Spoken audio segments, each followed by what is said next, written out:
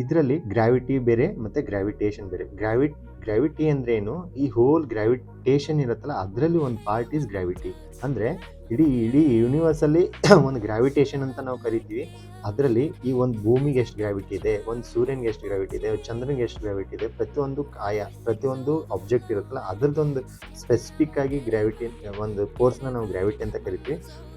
For example ಭೂಮಿಗೆ ಅದರದೇ ಆದಂಥ ಒಂದು ಗ್ರಾವಿಟಿ ಇದೆ. ಆ ಗ್ರಾವಿಟಿ ಅಂದರೆ ಭೂಮಿಯು ವಸ್ತುವನ್ನು ತನ್ನ ಕೇಂದ್ರದ ಕಡೆ ಆಕರ್ಷಿಸುವ ಬಲ. ಅಂದರೆ ಭೂಮಿ ಇರತ್ತಲ್ಲ, ಆ ಭೂಮಿಯಲ್ಲಿ ಒಂದು ಸೆಂಟರ್ ಆಫ್ ಪಾಯಿಂಟ್ ಇರುತ್ತಲ್ಲ, ಆ ಸೆಂಟರ್ ಪಾಯಿಂಟು ಯಾವಾಗಲೂ ಪ್ರತಿ ವಸ್ತುನ ಜಗ್ತಾ ಇರುತ್ತೆ, ಸೆಳೀತಾ ಇರುತ್ತೆ.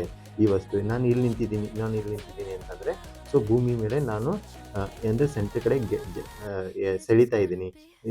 ಫಾರ್ ಎಕ್ಸಾಂಪಲ್ ನೀವು ಹೇಳ್ಬೋದಲ್ಲ, ನಾನು ಯಾಕೆ ಮೇಲೆ ಹೋಗ್ತಾ ಇಲ್ಲ, ಯಾಕೆ ಭೂಮಿಗೆ ಹತ್ಕೊಂಡೆ ಓಡಾಡ್ತೀನಿ ಅಂತಂದರೆ, because of gravitation force. Gravity ನಮ್ಮನ್ನ ಮೇಲೆ ಹೋಗಕ್ಕೆ ಬಿಡಲ್ಲ. ಓಕೆ.